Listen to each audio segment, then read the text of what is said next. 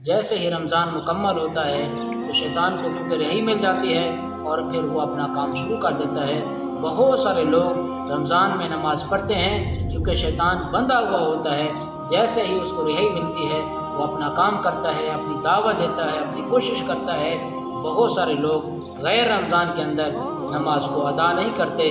کچھ لوگ ایسے ہیں صرف عید کی نماز ادا کرتے ہیں، کچھ لوگ ایسے ہیں جو صرف فجر کی نماز کو ادا کرتے ہیں، کچھ لوگ ایسے ہیں جو صرف جمعہ کی نماز کو ادا کرتے ہیں۔ شیطان کی ہر آن یہ کوشش ہوتی ہے کہ وہ کسی کی نہ کسی طریقے سے ہمیں گمراہ کر دے، ہمیں جہنم کی طرف لے جائے، ہمارا ایمان ہم سے چھین لیا جائے اور ہمیں کفر پر موت آئی۔ یہ شیطان کی کیا ہوتی ہے؟ وہ چاہت ہوتی ہے۔ شیخ عبد القادر جیلانی رحمۃ اللہ علیہ ایک درخت کے نیچے جا کر اللہ کی عبادت کبھی کبھار کیا کرتے تھے۔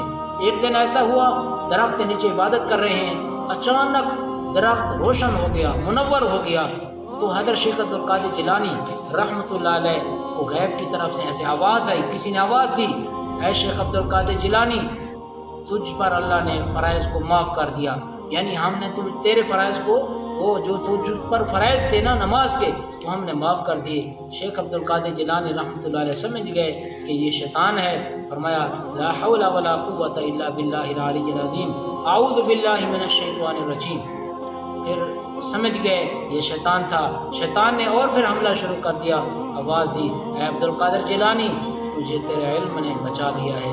فرمایا لا حول ولا قوۃ الا باللہ العلی العظیم، مجھے میرے علم نے نہیں بلکہ اللہ نے بچایا ہے۔ تو شیطان کی یہ کوشش ہوتی ہے کہ انسان کو نقصان پہ نقصان پہنچائے، نیکی کرنے نہیں دیتا، کوئی کر لے تو اس کی نیکی کو ضائع کرنے کی کوشش کرتا ہے۔ جیسا کہ ایک واقعہ مشہور ہے کہ ایک آدمی گھر سے نکلا، رات کا وقت ہے کہ مسجد میں جا کر جماعت کے ساتھ نماز ادا کروں، آگے کیچڑ تھی، بارش کی وجہ سے گر گیا۔ وہ گھر میں گیا، کپڑے چینج کیے، یہی نیت کی کہ مسجد میں جا کر نماز ادا کروں گا۔ دوبارہ آیا، پھر راستے میں پھر گر گیا، پھر وہ گھر میں گیا، پھر کپڑے چینج کیے، پھر مسجد میں آیا۔ جیسے ہی دروازے سے باہر نکلا تو ایک آدمی کھڑا ہے، ہاتھ میں لائٹ ہے، چارج ہے، بیٹری ہے، اور وہ یہ کہہ رہا ہے کہ آجاؤ میں آپ کو مسجد تک چھوڑ آتا ہوں۔ خوش ہو گیا کہ اندھیرا تھا، لائٹ بیٹری روشنی کا انتظام ہو گیا۔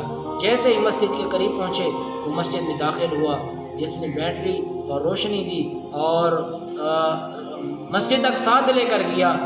اس کو جب کہا کہ آپ بھی مسجد میں آؤ، اس نے کہا میں تو شیطان ہوں، میں تو مسجد میں نہیں آتا، میں تو روکتا ہوں۔ اس نے کہا تو پھر آپ نے یہ لائٹ کا انتظام کیوں کیا؟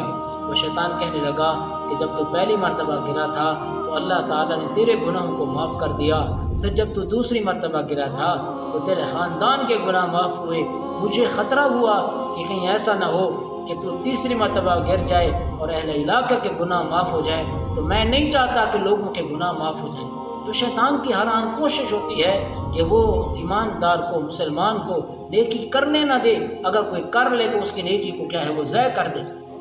ایک آدمی دیوار کے سائے میں سویا ہوا ہے، شیطان آیا، اس نے اٹھایا اور کہا دیوار گرنے والی ہے۔ خیر جب آدمی کھڑا ہو گیا دیوار گر گئی۔ اس نے کہا آپ بہت اچھے انسان ہو، میرے لیے بھلا سوچا۔ اس نے کہا اچھا نہیں، میں تو شیطان ہوں۔ اس نے کہا شیطان کا کام تھا میرے پر دیوار کو گرانا، اٹھایا کیوں ہے؟ وہ کیا کہنے لگا، اگر تو سویا رہتا دیوار گر جاتی تو شہید ہو جاتا، تیرے نامہ اعمال میں شہادت کا درجہ لکھا جاتا، میں نہیں چاہتا کہ تجھے شہادت کا اعزاز ملے۔ تو شیطان کی ہر آن کیا ہوتی ہے، وہ کوشش ہوتی ہے کہ وہ انسان کے اعمال کو کیا کر دے، ضائع کر دے، یا تو ہونے نہیں دیتا، یا اگر کوئی کر بھی لے تو پھر ان کی نیکیوں کو کیا ہے وہ ضائع کرنے کی کوشش کرتا ہے۔ کوشش فرمائیں شیطان سے اپنی حفاظت کی دعا مانگیں، اور کبھی ایسے خیالات آ جائیں لا حول ولا قوۃ الا باللہ العلی العظیم پڑھنے کا اہتمام کریں، اعوذ باللہ من الشیطان الرجیم پڑھنے کا اہتمام کریں۔